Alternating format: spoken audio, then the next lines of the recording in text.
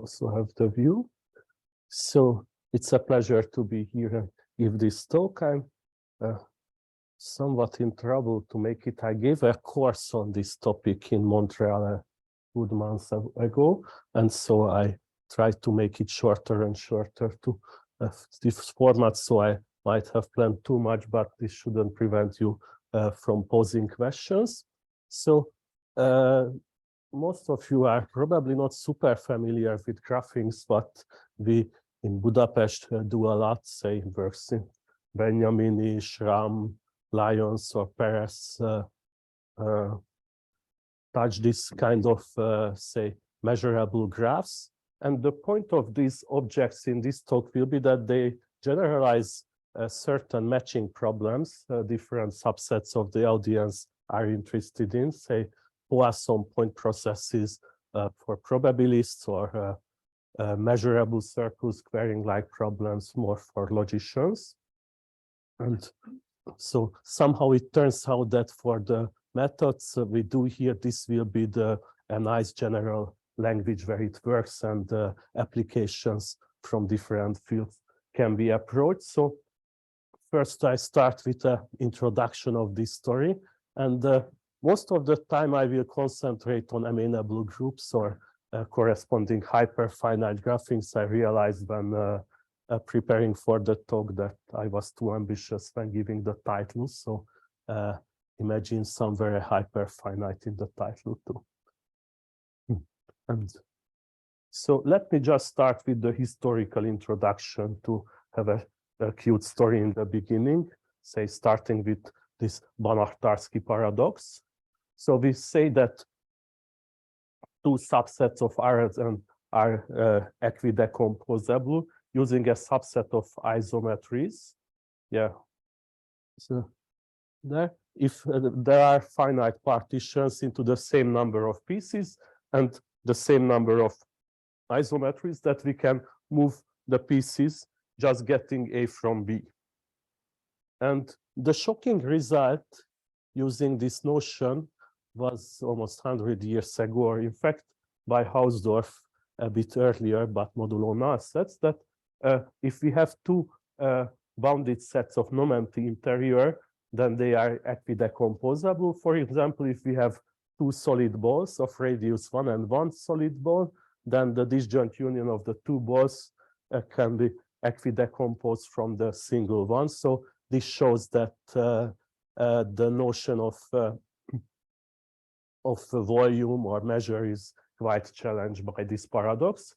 And of course, this uses the axiom of choice, or at least the compactness theorem. So no wonder this composition, and it's based on the fact that in SO3 we have a free subgroup, and free groups can cause problems. So von Neumann, in order to resolve this paradox, introduced amenable groups. There are a number of equivalent definitions. Probably it's quite a strong contestant for a mathematical notion with the most meaningful non-trivially equivalent definitions. So my favorite one will be the Follner condition, or at least what I have in mind, that for every epsilon there exists a finite subset in the Cayley graph, which has boundary at most epsilon times the size of the set. I have a finite set of generators on my mind, so we will work with finitely generated groups and bounded degree graphs here. And this is equivalent to the existence of a invariant probability, finitely additive probability measure, or the non-existence of a equidecomposition. Oh, yes. Great, thanks. So you could write for any sigma or every sigma. These are changeable. So it's a very robust definition. So it does not matter which sigma you take, which set of generators. So sigma is a finite subset. And of course, epsilon depends on the sigma. And so the most known such groups are Z, where kind of, we imagine the measure that we take longer and longer intervals and we intersect our sets with its commutative groups or isometries of the plane. So there is a number of groups which satisfy these conditions. Oh yes, so I just did not remove because I like these exercises. So from our point of view, from the Banach-Tarski point of view, the nice property of amenable groups is that we cannot have a paradoxical decomposition using amenable groups.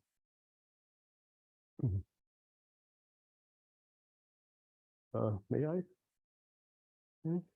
So circle squaring was an interesting problem, maybe the most natural or annoying problem posed by Tarski shortly after the Banach-Tarski paradox. So asking if the unit square and the unit disk are, and the disk of unit area are equidecomposable. Since we are in the plane and the group of isometries of the plane is amenable, so it's a kind of not paradoxical, but at least quite surprising decomposition if you realize that can be done by an amenable group. And it took quite a while until Lackovich solved it. His solution still used the, say, axiom of choice or compactness, so it did not give any measurable or nice set in most sense. So when the readers of the New York Times, where there was an article about it, asked how to cut out what he did from the paper with scissors, then the editor had hard times to answer it, I guess.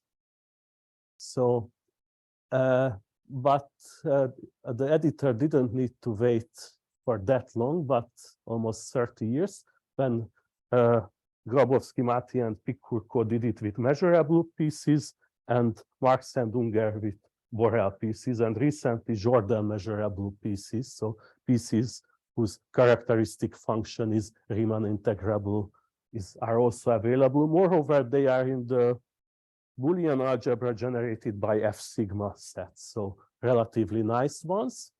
And we will concentrate on the measurable question here. So the methods we present here are usually, we don't care about null sets, but probably this holds for a big part of my audience too.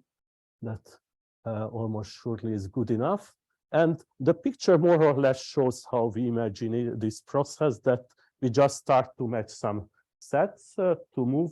Then there will be some small error where we make some corrections, and we get a somewhat blurry picture, but still equidecomposition in the end of the day.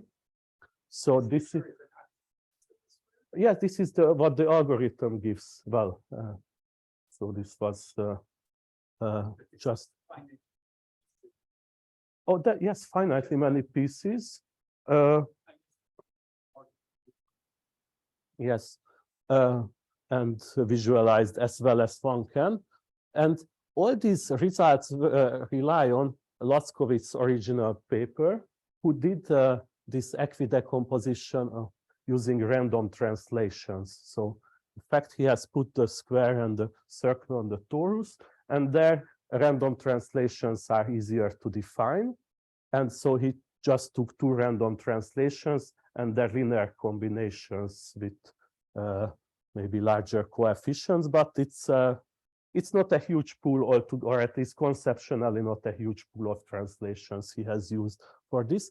And these results also generalize to higher dimensions. So if we take any two sets with small boundary, meaning that the dimension of the boundary, the upper Minkowski dimension, is less than the dimension of the space, then these things also can be done using the random translations and some linear combinations of these. It's a quite nice and conceptually at least simple paper. It's some Fourier analysis on the equidistribution of sets with small boundaries if we choose some random translation. So it's a really nice story to build on. So when given a proof of measurable circle squaring, we use the fact that random translations are sufficient in this story. So that's, and so how do matchings come in the picture? So if we fix, first of all, a perfect matching in a graph, say this graph where so the red edges are the matching edges and the black edges are the other match. It is just a subset of the edges that is adjacent to every vertex exactly once. And the way how we encode when given a number of isometries, group elements, this equidecomposition problem with a matching problem is that we take this bipartite graph that on one side we have the set A, on the other side the set B, and A is connected to B if a gamma from this finite set takes A to B. So it's clear that we can encode the equidecomposition problem as a matching problem. And also if we want a nice matching, measurable, Borel, whatever, then we need that for every gamma the set where of elements of A, which are mapped via gamma to B, will be a nice set. So this is the connection between this classical topic and matchings. Here A and B, you have to decide on the finite pieces, or are A and B the full like square? It has size continuum, so it's and we will see that the decision will be done in a measurable way in a factor of IID style. In fact, some factor of IID stories will be special cases. Yes, because we gamma will be a finite set. So we choose yeah, it's not written here, but when we apply it, we will choose a finite set gamma. So yes. So we will work with, say, bounded degree Schreier graphs, or call them. So this will be the way we encode it. So from group actions, we will get a somewhat more general notion of looking for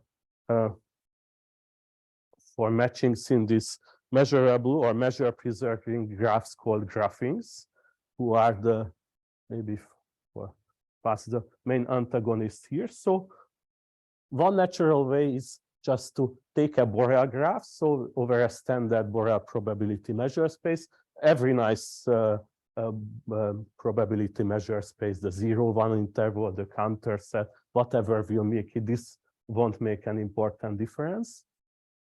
And we have two equivalent definitions. The first one is that we take a countable union of graphs of measure preserving bijections. So though we will in the end prefer to work with bounded degree graphings, but it wouldn't be a problem, or at least in the definition we allow to have more. So one way is that we can get this set of edges as a countable union, and every such set itself is a graph of a measure preserving bijection.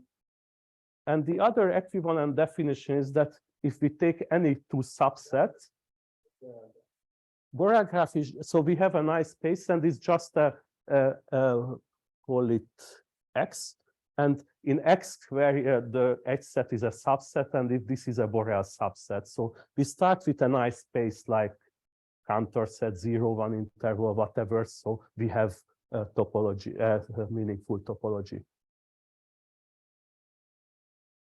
Thank you. So, so let it, for the sake of simplicity, if the 0-1 interval is the vertex set, then the H set is a subset of the unit square, and you want it to be a Borel subset. So the H set should be Borel. And so Borel graphs are were quite studied here in the Fields Institute a month ago or so, when many people interested in this were around for workshops. But we also want that it's a probability measure preserving graph. So the second way to ensure this, that if we take two subsets, we have this mass transport principle that integrating the degree from one set to the other and from the other to the first set, we will get the same number.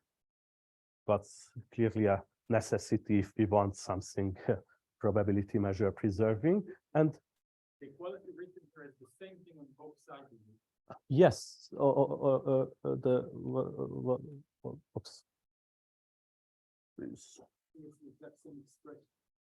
Well, that's, I mean, this is what equality means for. Oh, yes, please switch A and B. Yes, it should be still the same number, but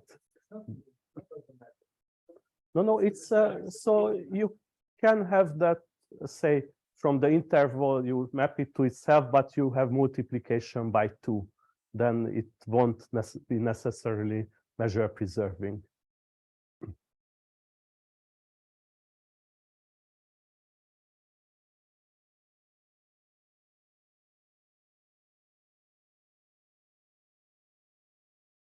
So somehow the point is these graphings appear, for example, as limit objects for finite graphs. If we have a sequence of finite graphs, then that limit will be a graph on a measure space, in the sense that if we are interested in things like how a random walk behaves, or how finite subgraphs of this in this finite graph or limit graph behave, then we wish to see the same so-called Benjamin-Schramm statistics here. So if we choose a random point in this sequence of finite graph and in the limit, then we will see the same distribution, how the R-balls look like around this.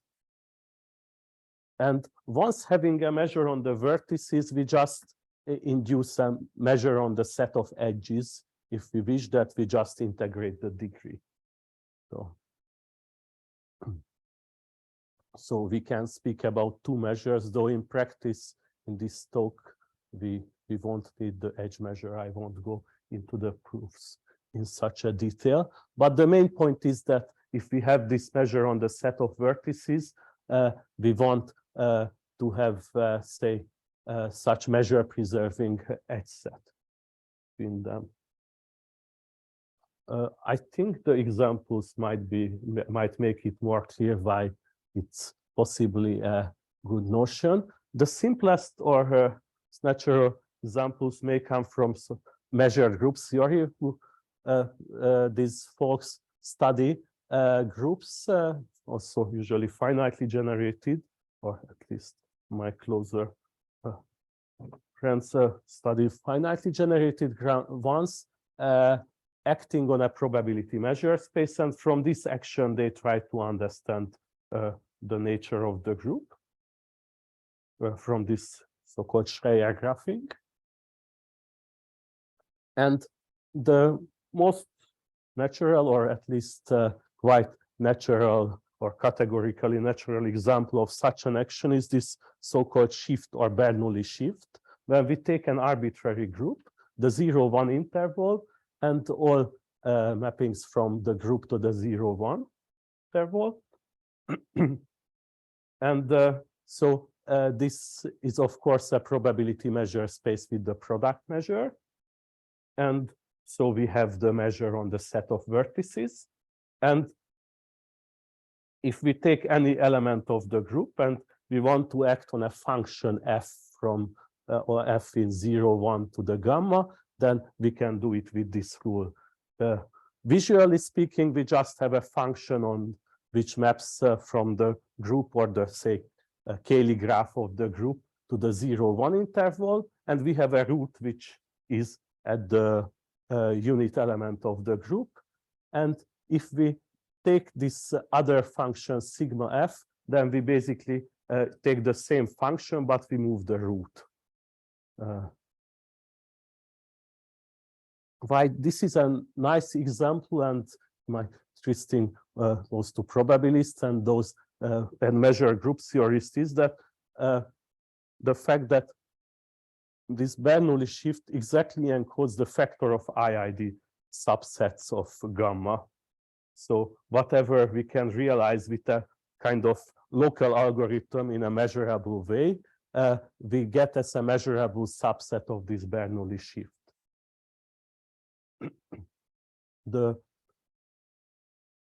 For example, the Lyons-Nazarov theorem that says that every non-amenable group has a factor of IID perfect matching if the Cayley graph is bipartite, uses this notion. The most simple factor of IID is when one wishes to find a relatively large independent set. And so we think of this factor of IID as just choosing one random real number at every vertex. And then we add the vertex to the independent set if its number is bigger than the number on its neighbors. This won't be, of course, a great independent set. Its size will be 1 over the maximum degree plus 1, but still, at least it's a good example as a factor of IID.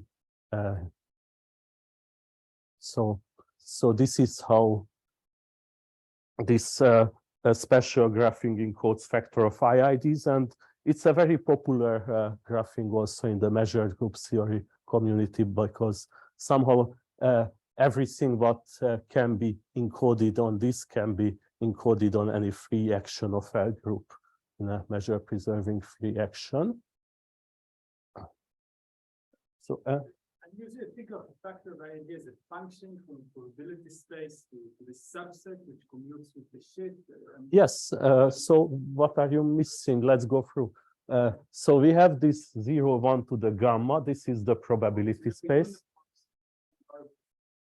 Yes, we just so we choose a random a number at every point, and so this invariance is exactly this rule. Okay,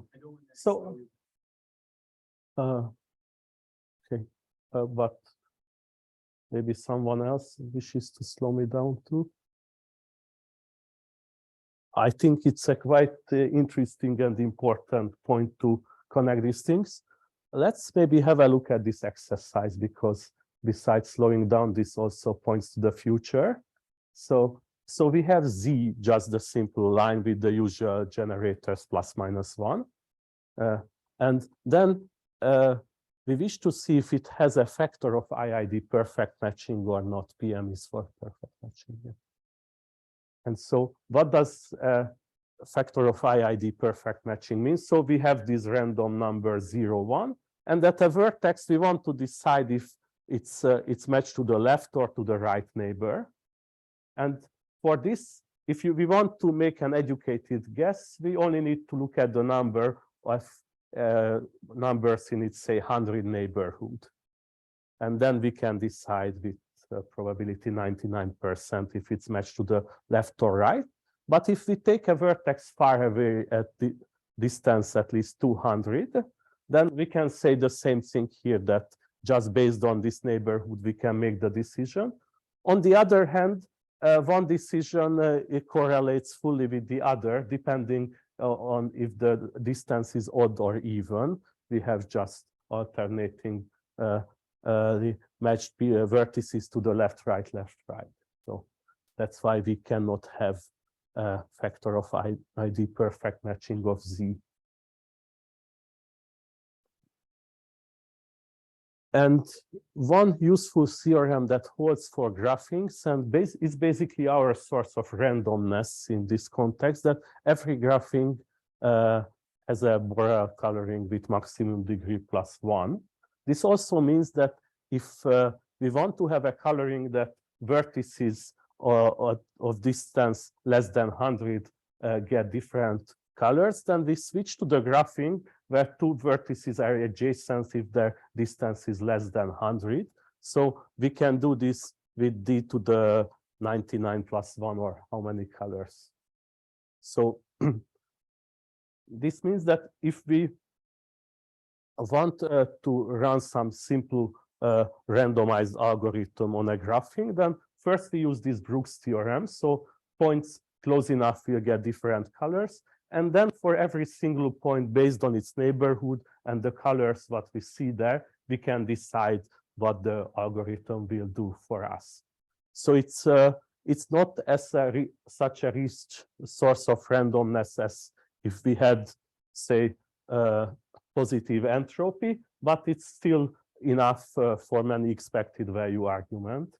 So basically, from the probabilistic or say random source point of view, this is the difference between graphings and looking at the Bernoulli-ship or factor of IIDs of finitely generated groups.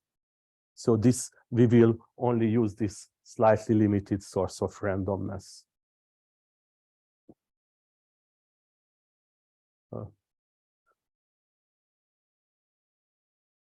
Okay, maybe let's do something and then hope that. Oh, let's see a tiny bit more graphings. So the upper example is the graphing of irrational rotation. So the graph is S1 and two vertices are connected if the angle we see between them is this irrational phi. So this also happens not to have a perfect matching. That's also a two regular graph with infinite lines like the shift of Z. And let's see also Poisson point processes.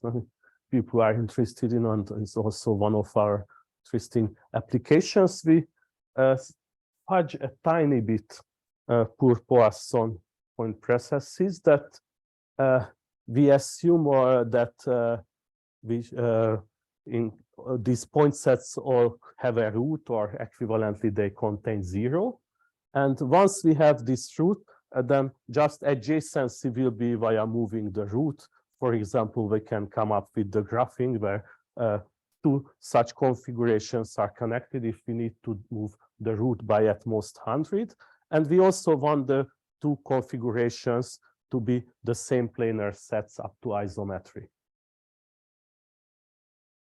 So this will also define a graphing for us. And so more or less, these are the applications at the two ends, measurable circle squaring and these Poisson processes that justify, and our theorem on matchings that justify the use of graphings in this context.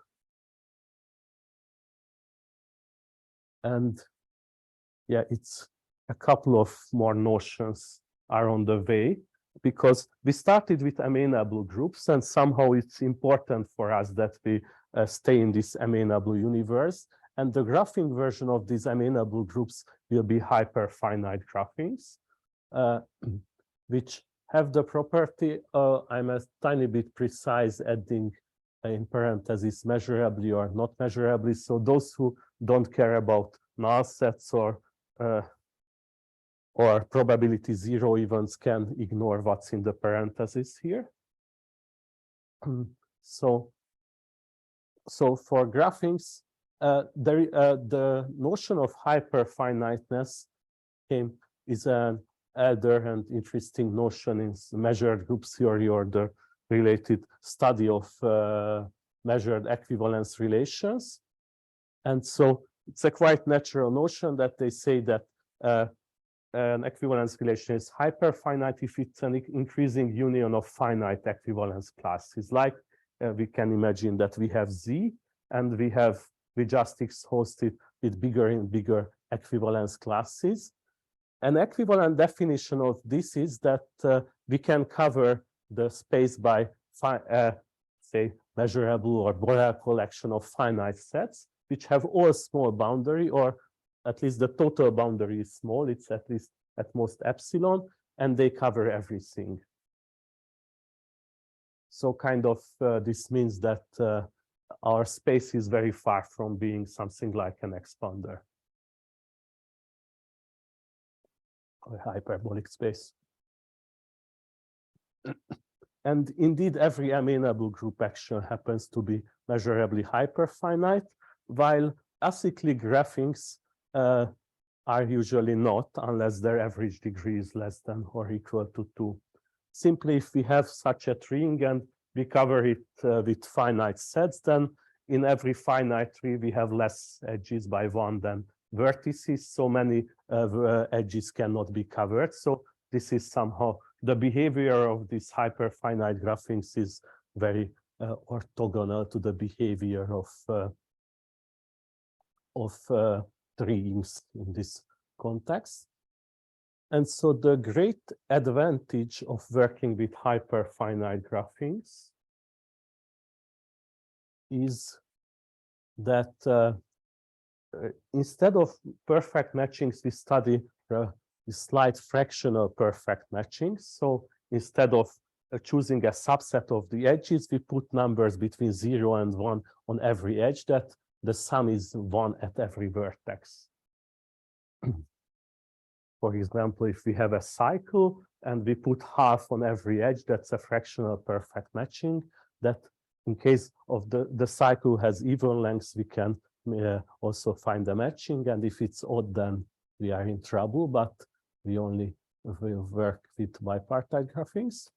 So it's in fact easy to see that in case graphing admits a perfect matching, then it will also admit a measurable but fractional perfect matching. Just when taking this sequence, when we chop it into finite sets and we approximate perfect matching on this finite set, there will be some Cesaro summable Cesaro limit of this sequence, so the averages will converge and give us a fractional perfect matching instead of a perfect matching. But this means that unlike in case of a free group, as we have seen with the Banach-Tarski paradox, where the existence of a perfect matching doesn't guarantee anything, here the existence of a perfect matching guarantees at least the existence of a measurable fractional perfect matching. So we will have something to work with if we want to find a perfect matching in a measurable way. So the simplest example is we had this shift of Z, where we of course have trouble with finding a matching, but if we take the constant 1/2 on every edge, then it will be trivially a fractional perfect matching. So any question? Fractional perfect matchings?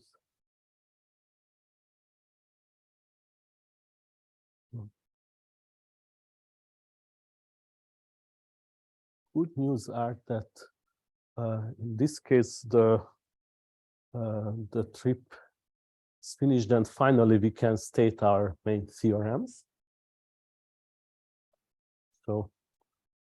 So the claim is that if we take a hyperfinite bipartite graphing is of superlinear growth and it has a measurable fractional perfect matching, then it also admits a measurable perfect matching. The remark says that on the next slide, we will see that the theorem really needs to be this complicated. But is this something This is equivalent to having one end in almost every component, and it's equivalent. Having one end is equivalent to having superlinear growth. So the volume of the balls grows superlinearly. In case we have Z, of course, it grows linearly, and if the components are infinite, then it cannot be smaller than linear. So the slides don't stay. oh, sorry. Okay. Oh, yeah, I wanted to define ends too, but it was too much, so I decided to skip them. And I think superlinear growth is meaningful enough. So it's not very hard to see, but it's requires some work. We did it also with Matt and Marcin, Matt Bowen and Marcin Szabó, these things. So this is the condition we give for the existence of a measurable perfect matching. The regular case is somewhat simpler because in a d-regular graph, the 1/d will be fractional perfect matching anyway. So we have somewhat less conditions, and luckily, in case the degree is odd, we don't even need the superlinear growth condition. So there is only one technical condition here, that I assume that this measurable fractional perfect matching is non-integral, meaning that it's strictly between 0 and 1 everywhere. So let me show you the example. So if we take a graphing whose components are like this, assume that we managed to do it. One can get it from, I don't know, the Bernoulli shift of z square, or from irrational rotations with two independent rational numbers. So if we have any perfect matching or perfect fractional matching of this graphing, then in every fourth cycle, the upper and the lower vertex will be matched to their two neighbors. And this means that the horizontal edges will not be in the matching, or even in a fractional perfect matching, their weight should be 0. And this holds for every horizontal edge. So practically horizontal edges in this picture are out. We should only have 0 value on those. So we have the 4 cycles and the infinite lines, and one can easily make an example where there is no perfect matching on these. So it's this means that, going back, it was really a substantial condition that this measurable fractional perfect matching we take is non-trivial, that the value is strictly between 0 and 1. So any questions to the theorems? Not that I go for the applications, but will be much more fun, I promise. And I think you deserved it. It's not lost yet. Yes, so let's start with the Lyons-Nazarov theorem. So we know that for non-amenable groups, we always have a factor of IID perfect matching if the Cayley graph is bipartite. And here, the only example, we have seen that Z is a bad case, but else the only bad case is the semi-direct product of Z and the finite group of odd size. It's not hard to see that very similarly to the group of integers. Yes, and else if most of the groups, most of the Cayley graphs, but those which are virtually Z, have superlinear growth or are one-ended, so our theorem handles those, and one needs to suffer a bit with those which are virtually Z, but not of this kind of semi-direct product with an odd size. The case C squared and known? Oh, that's a complicated question. It was done, but not published. A factor of IID. I think for Z to the D it was done, but I don't remember exactly why it was not published anyway. So it was somewhat known, I think. I don't want to say wrong names. Yeah, I should know the names. In fact, I mean, they are active people. Just yeah, I left these things to my co-authors. I'm not so great at this history stuff. I mean, when something is proved but still hard to refer to, that's too complicated for me. So they figured it out, and we have it in our paper in the easy way. But yes, so the motivation was, of course, for these people close to logic, the circle squaring problem, where the groups appearing are Z square or Z to the D in higher dimension. So the next thing we really wish to show is this a measurable proof of the circle squaring, relying on Lackovich proof, and yeah, and some real applications, as honest colleague told me in this precise code. So we will see and well, sort of optimal tail matching between two independent Poisson processes. I have to explain than what these words mean here. And there are some combinatorial applications to the so-called balanced orientations can be easily encoded. So on the way to the measurable circle squaring, we touch Gardner's conjecture, but just ask what one needs here, that namely if we have an equidecomposition between two sets in R to the n using an amenable group, or at least elements that generate an amenable group, if this implies that there exists a measurable equidecomposition. And it turned out that this is not, doesn't, at least not easily true, though at least the generated subgroup or the elements themselves are not enough. This still might be true by some other isometries, which are algebraically not so clear how they are present in this context, but may not, at least it's not easy to find the right isometries to prove this conjecture. However, a weaker form, what's enough for us, turns out to be true, that in case we have, it also works for any probability measure preserving free action of the direct product of two amenable groups, that if we have such a direct product and both gamma 1 and gamma 2 can measurably equidecompose these two sets, so we have two independent equidecompositions, then there exists a measurable equidecomposition too. So we will see that this is the condition what we will need to ensure the superlinear growth in our theorem too. And the way we use this, so, or well, it's clear how we use it, but the way we prove this direct product version, that we take this situation when we have these two groups or the direct product of them, gamma 1 and gamma 2, and then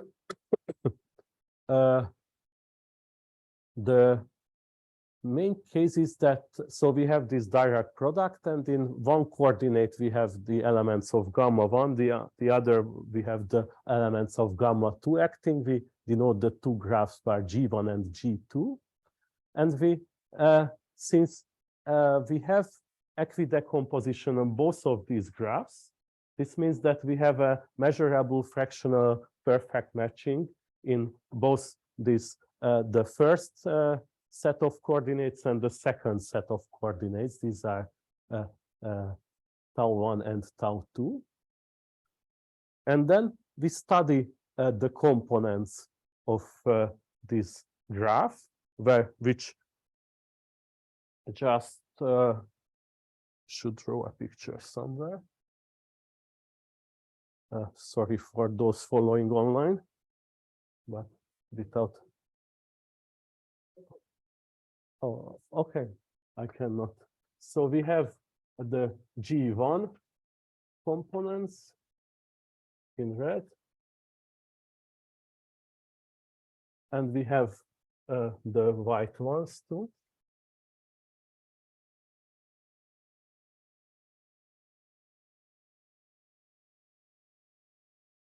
And so we look at such a component, what's just built from this red and white edges.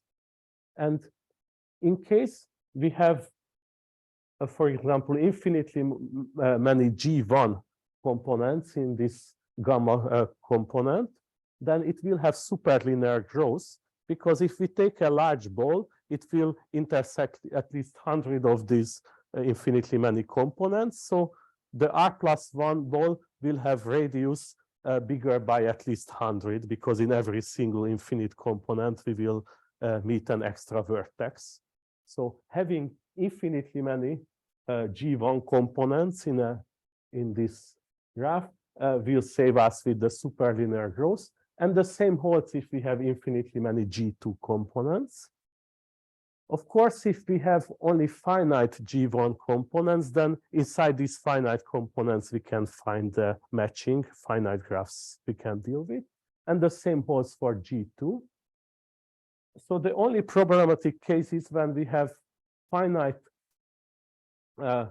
many infinite G1 components and finitely many infinite G2 components, but one in each. And in this case, one can find a kind of Vitali set, quite easy to define in the context, a finite set in every single component, or you may assume it has one element. And so we have then this finite selector of sets will show that our set where these things can happen is a null set, because it's finite in every single component, but so it should have zero measure, but countably many translates of it can cover all the graphing for us. So this kind of case analysis gives us that we can apply our theorem, because we have either superlinear growth or just finite components when we can prove the problem with our hands, or we have the rest is a null set, and this cannot cause a problem to us. So, any questions about this proof? So just going back, theorem that what we need here is hyperfiniteness is of course true because we work with amenable groups, and we have these fractional perfect matchings which are non-integral. We only needed to check that they have superlinear growth in order to get the circle squaring. Yeah. So for this superlinear growth, we needed this strange condition that we work with a direct product. And finally, maybe with bigger pleasure to show the audience, let's have a look at this result of Adam Timar. So he was interested in the question that given two independent Poisson processes, how efficiently can we, how small tail factor matching can we find between the two? And so we take these two Poisson processes, so random subsets with density 1, a green and the blue one. And then, of course, the tail should be at least exponential in the sense that if we choose a blue point, then the probability that the R ball centered at this green point contains no blue points will be something like this, b times exponential in minus c times r to the d for the right constant b and c. So this is the best we can hope for. And not necessarily with the same constants with Adam using his result with Marco. Adam Timar using with result with, I think, Robert Marco. And our theorem got it. So their argument was that this is a very dense picture, or many pictures put on each other. So first, they worked independently with the blue and the red points. So first they solved the allocation problem for both the blue and the green sets, meaning that they allocated areas to every point, say, thinking of farmers who want to get their lengths of area 1 in this model. And so they wanted that every farmer is in this land. It may not be convex or even connected, but the diameter of this factor should be as small as this expression, this p times exponential in minus c times r to the d. And so they managed to solve this allocation problem with this order of magnitude. And once the problem is solved both for the blue and the green set, this already gives us a fractional perfect matching between the blue and the green sets, because for two vertices will be connected if their sets intersect each other, and the weight of this edge will be just the measure of the intersection. So this will sum up to 1 at every single point. And then they have this desired fractional perfect matching. And since we are in R to the D, it's very easy to see that this is indeed hyperfinite and has superlinear growth or equivalently one end. So this rounding theorem of us was applied then by Adam. So say the measure of the intersection of what again? So you take a blue and a red point, and oh yes, even better. And then so the blue point has its blue area, just bordered by this blue line. Not necessarily so you want it to have area 1. And yeah, there are problems like if a green point is far from everything, that yes. So we need these two things. The allocation gives us the fractional perfect matching, and our theorem rounds it, and the technical conditions are, well, there to check, but they are quasi-trivial. And so in the end, I just wish to flash that for graphings, not many other things are known. So this more or less solves the hyperfinite case or amenable. And in case of Kazhdan groups or expanders, say for bipartite case, the Lyons-Nazarov method is quite efficient and gave a number of nice results. Historically, Margulis and others, Sullivan and Dringfeld, had nice related work around the Banach-Ruziewicz problem, which basically used the same method. So the saying being here that in case we have such a strong expansion condition, so we have for some epsilon this neighborhood of a subset of vertices from one side of this measurably bipartite graphing is large enough, 1 plus epsilon times the original set, then we can have measurable perfect matching. So we need this strong expansion condition. It also has cute geometric conditions.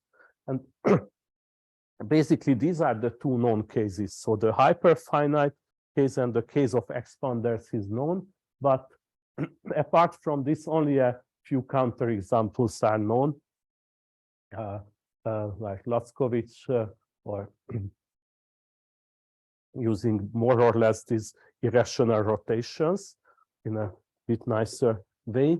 And it was generalized a tiny bit by Conley and Kehris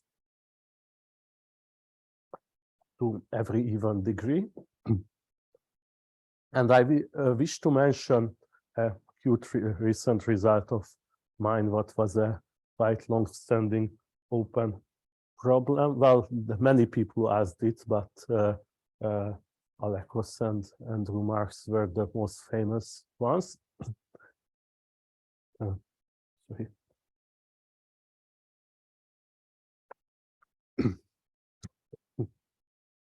Saying that there exists regular treeing, so acyclic graphings without measurable perfect matching.